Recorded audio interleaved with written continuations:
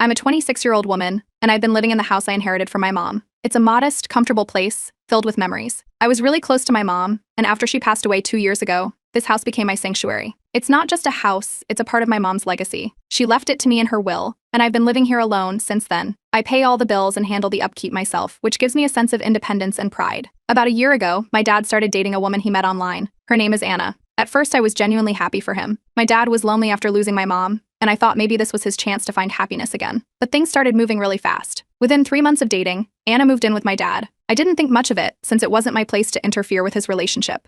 I just wanted my dad to be happy. It didn't take long for Anna to start showing her true colors. From the very beginning, she was overly involved, making suggestions about how my dad should improve his life. It was little things at first, like changing his wardrobe or suggesting new hobbies for him. But soon, her attention turned towards my home. Anna started dropping hints about redecorating. She would casually mention how the living room could use a new color or how a different sofa would make the space more inviting. I politely ignored her comments at first, but it quickly escalated. One day, she came over with paint samples and swatches of fabric for new curtains. I was taken aback. I hadn't asked for her opinion, and I definitely wasn't planning on changing anything. I tried to be diplomatic, reminding her that this was my house, and I liked it the way it was. Anna just laughed it off, saying she was only trying to help. But it didn't feel like help. It felt invasive, like she was trying to make my space her own. The small arguments started not long after that. It was always about trivial things, whether the coffee table should be moved, why I hadn't replaced the old chair in the corner, or how I should think about modernizing the kitchen. Every time I pushed back, she acted surprised, like she couldn't believe I didn't appreciate her input. And every time my dad took her side, he would shrug it off, saying Anna just wanted what was best for us. It was infuriating. Things started to get weirder when Anna introduced herself to my neighbors as the lady of the house. One of my neighbors mentioned it to me casually, assuming I knew. I was floored.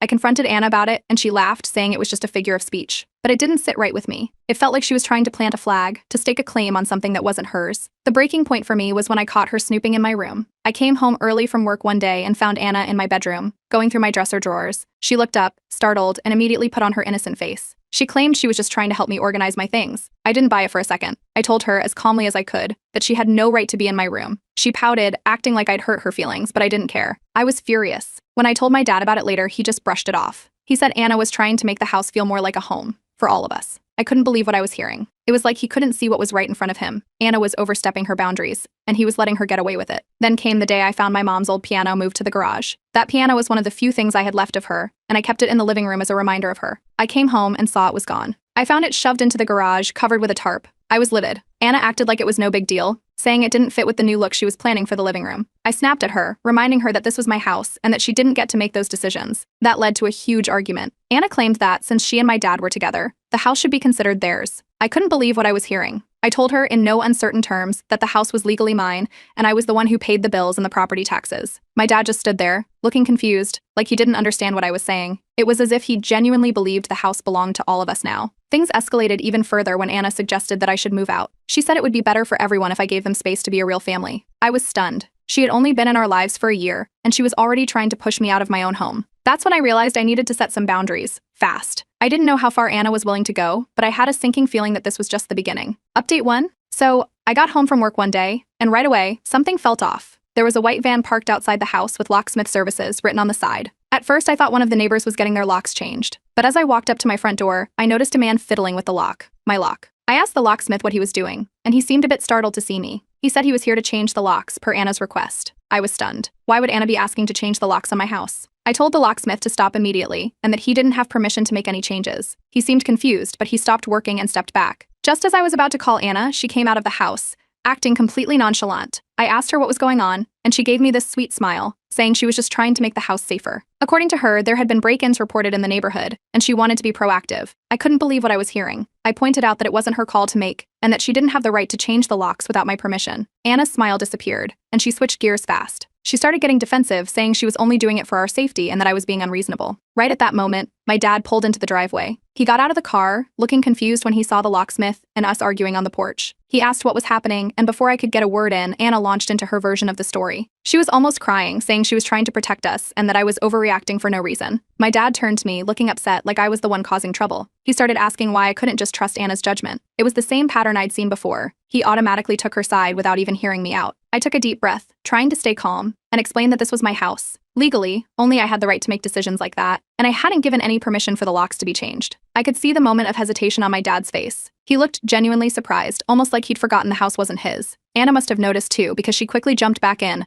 accusing me of being controlling and trying to ruin their relationship. She even went as far as to say I was being ungrateful after everything she'd done to help around the house. I decided it was time to put an end to this nonsense. I went inside, grabbed the property deed from my safe, and brought it outside. I handed it to my dad, pointing out my name on the document as the sole owner. My dad's face fell, and I could see the confusion and realization hitting him all at once. He looked back at Anna, who was trying to avoid eye contact. I told them both, in no uncertain terms, that Anna had no right to make any changes to the house without my explicit consent. This was my home, and I wasn't going to let anyone walk all over me, especially when it came to something so serious. The locksmith, who had been standing there awkwardly the entire time, took this as his cue to leave. He apologized, packed up his tools, and got out of there as quickly as he could. After the locksmith left, Anna's demeanor changed again. She dropped the victim act and got visibly angry. She started yelling, accusing me of being selfish and trying to destroy her relationship with my dad. She said I was making it impossible for them to feel like a real family in the house. It was almost laughable. I reminded her, as calmly as I could, that this wasn't her family home, it was my house, and she needed to respect that. For the first time, my dad didn't immediately jump to her defense. He stood there, looking lost and conflicted. It was like he was seeing the situation clearly for the first time. He didn't say anything, just stared at the ground, while Anna kept ranting about how unfair I was being. Later that evening, my dad came to talk to me. It wasn't much of an apology, more like a mumbled acknowledgement that maybe things had gone too far. He said he didn't realize how serious the situation had become, and that he'd try to talk to Anna about respecting boundaries. It was a weak attempt,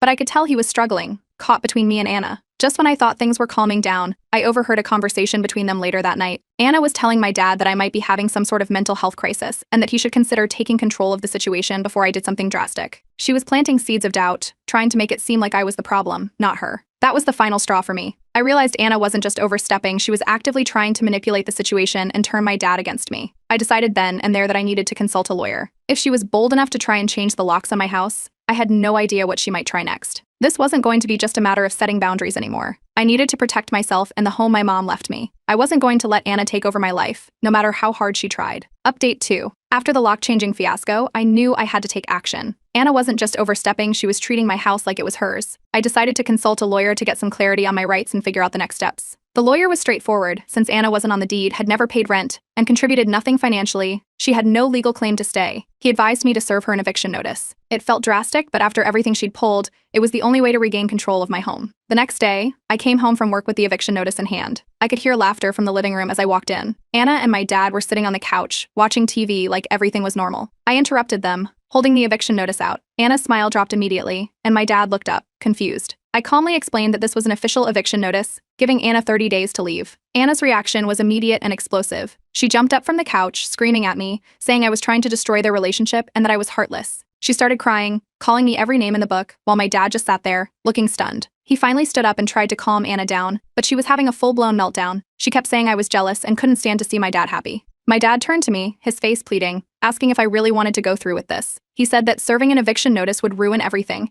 that it would destroy his relationship with Anna. I stayed firm, though. I reminded him that this was my house, and she had no right to be here after everything she'd done. That's when Anna pulled out her manipulation playbook. She started gaslighting me right in front of my dad, saying I'd promised her she could live here. According to her, I'd said we'd all be a big, happy family, and that she could help make the house feel like a home again. My dad looked even more confused, like he was genuinely considering her words. It hit me then. Anna had been feeding him lies about our future together, making him believe she had a stake in the house. The argument escalated quickly, and it wasn't long before my mom's sister called me. I don't know how, but word traveled fast. She was furious, not at me, but at my dad for allowing this situation to get so out of hand. My aunt has always been my rock, and she immediately offered her support, telling me to stand my ground and not let Anna manipulate the situation. Anna wasn't done yet. After her meltdown, she shifted gears again, threatening legal action. She claimed she had tenant rights and would fight the eviction in court. I could see the fear in my dad's eyes as she made these threats. He looked desperate, like he didn't know who to believe anymore. He begged me to find a compromise, to work something out so we could all live together in peace. It was heartbreaking to see him so defeated, but I knew I couldn't back down. I decided to do some research on tenant laws, just to be sure. After a couple of hours online, I realized that Anna's case was weak. She had never paid rent, contributed to utilities, or even bought groceries. Legally, she was nothing more than a guest, and I had every right to evict her. The next morning, I overheard Anna talking to my dad in the kitchen. She was laying it on thick, telling him that I was punishing him for moving on after my mom's death, that I couldn't handle seeing him with another woman. She was twisting the narrative, making it sound like I was the one with the problem. My dad looked completely torn, like he was being pulled in two different directions. That was it for me. I walked into the kitchen and told my dad he needed to make a choice: support me, his daughter, or continue to let Anna manipulate and control our lives. I could see the pain on his face as he struggled to respond. He broke down crying, something I've only seen a handful of times in my life. He kept apologizing, saying he didn't know how things got this bad and that he felt trapped. Anna stood there, watching us with a smug look on her face, like she knew she was winning. It took everything in me not to snap. Instead, I turned around and walked out of the room. I needed space to think, to breathe. I ended up posting an update on Reddit, asking for advice because, at this point, I genuinely didn't know if I was making the right choice. I was flooded with comments, messages of support, and people sharing similar stories about manipulative partners and toxic family dynamics. The support from strangers gave me the resolve I needed. I knew I wasn't crazy or being unreasonable. Anna had crossed the line too many times, and I wasn't going to let her get away with it anymore. I decided to move forward with the eviction process, no matter how ugly it got. As I went to bed that night, I couldn't help but wonder how we ended up here. Just a year ago, it was just me and my dad, grieving but getting by. Now it felt like a stranger had come into our lives and flipped everything upside down.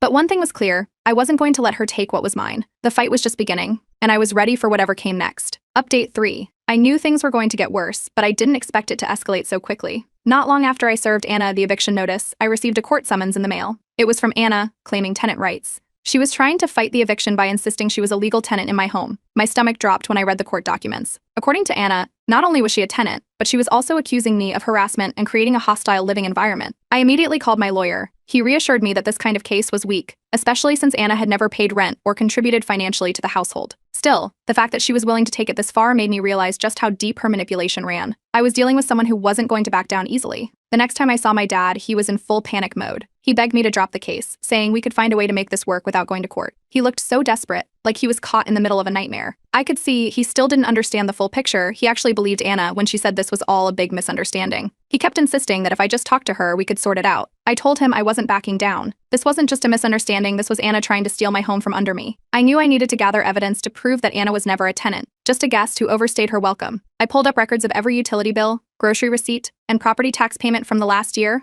all in my name, all paid by me. There wasn't a single financial contribution from Anna. It was as clear-cut as it could get. But Anna wasn't giving up. She started spreading lies to my dad and other family members, claiming she had been paying bills under the table and that I was trying to cover it up. My dad seemed confused, like he didn't know what to believe anymore. Then my cousin called, furious. She had spoken to Anna and now believed I was mistreating a helpless woman. It was absurd, but Anna's tactics were working. She was manipulating everyone around her, painting herself as the victim. Thankfully, my aunt, my mom's sister, stepped in again. She's never trusted Anna, and when she heard what was happening, she called my cousin to set the record straight. My aunt has always been protective of me, especially after my mom passed away. She told everyone who would listen that Anna was lying and that I had every right to evict her. It felt good to have someone in my corner. The day of the court hearing arrived, and I was a bundle of nerves. I walked into the courtroom, expecting Anna to look nervous, or at least uncomfortable, but she was sitting there with a smug smile on her face. She even had a lawyer with her, which took me by surprise. The confidence she had made me wonder what kind of lies she was planning to tell. Update 4. Just when I thought things were settling down, I came home from work one evening to find my dad packing his bags. I stood there in the doorway, stunned, watching him shove clothes into a suitcase. I asked what was going on, and without even looking up, he told me he'd decided to move in with Anna, temporarily, he said. But I knew better. This wasn't a temporary decision. It was a choice, and he'd chosen her over me. My dad didn't waste time getting defensive. He started saying that if I had just been more understanding,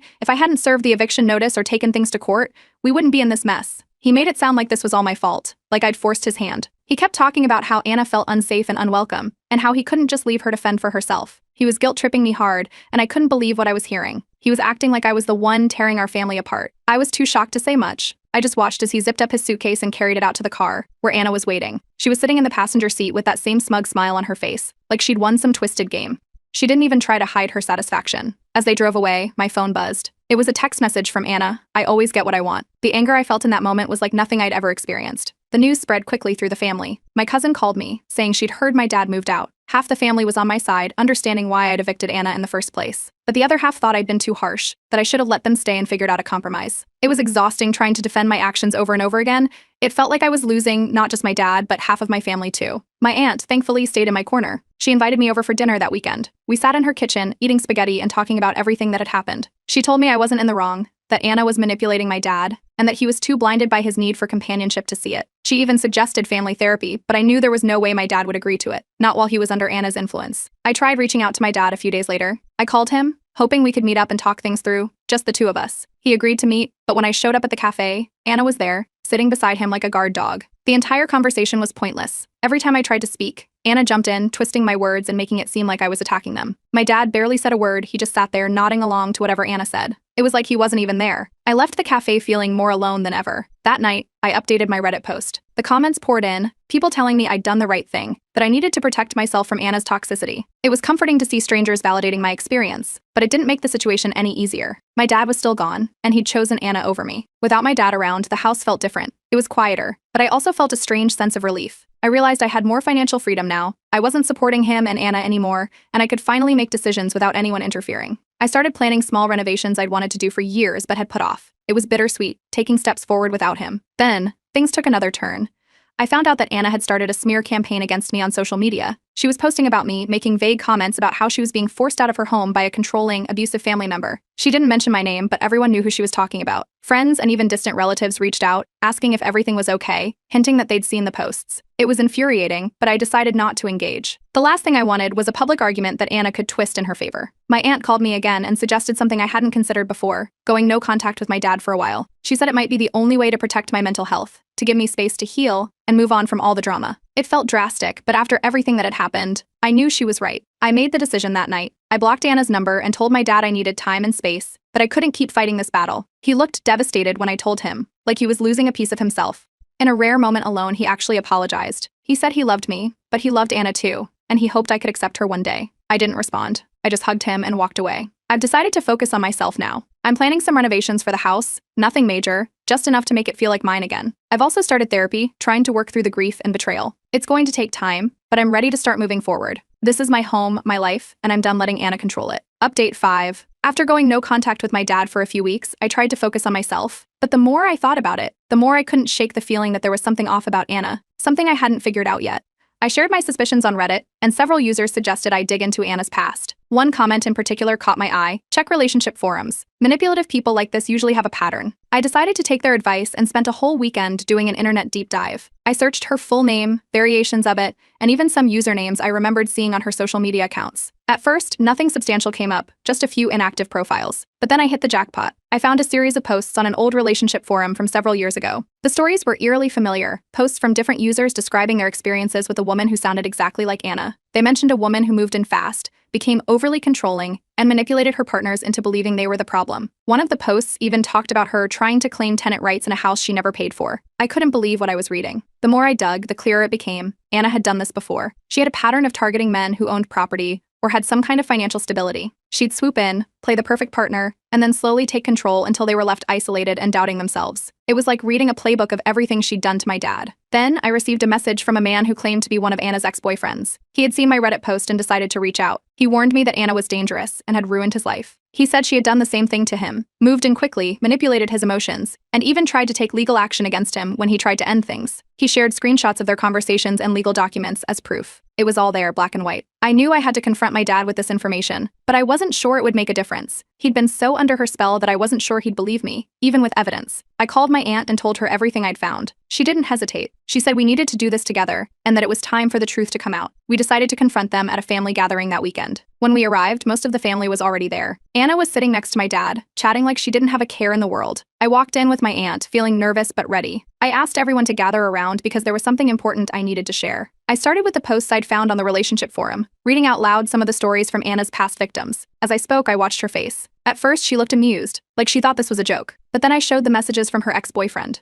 I held up the phone for everyone to see the screenshots. That's when her expression changed. Her confident smile disappeared, and she started fidgeting, glancing at my dad as if she was trying to figure out what to say. I didn't stop. I laid out everything I'd found piece by piece, making sure everyone in the room could see the pattern of manipulation and deceit. My dad just sat there, his face pale, looking like he was in shock. He started connecting the dots, and I could see the realization hit him. He looked at Anna, and for the first time, there was doubt in his eyes. Anna knew she was cornered. In a last-ditch effort, she stood up and started yelling, accusing me of trying to sabotage her, saying I was just jealous and couldn't handle my dad being with another woman. But the family wasn't buying it anymore. They had seen enough. One by one, they started to back me up, telling her to leave, saying they didn't want her there anymore. Anna's face twisted with anger. She grabbed her purse and stormed out, screaming that I'd ruined her life and that I'd regret this. The room was silent after she left, everyone just staring at the door she slammed behind her. My dad broke down. He put his head in his hands and started crying, saying he was sorry, over and over again. He admitted that he'd been blind, that he'd ignored all the red flags because he didn't want to be alone. It was heartbreaking to see him like that, but it was also the first real conversation we'd had in months. We sat there for a long time, talking honestly for the first time since this whole nightmare started. We decided to try therapy together. It's going to take time to rebuild our relationship, but for the first time it feels like there's hope.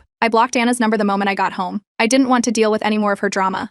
A few days later, I got a new message from an unknown number. It was a cryptic threat, clearly from her, saying I hadn't seen the last of her. I didn't respond. I just blocked that number too. I'm done playing her games. But I'm focusing on the future now. I've started making plans for the house, things I'd been putting off for too long. I'm also starting to rebuild my relationship with my dad. It's not going to be easy, but we're taking it one step at a time. I'm just glad it's over, and that the truth finally came out. For anyone reading this, thank you for your support. It's been a roller coaster, but knowing I wasn't alone made all the difference. Here's to moving forward and leaving the past behind.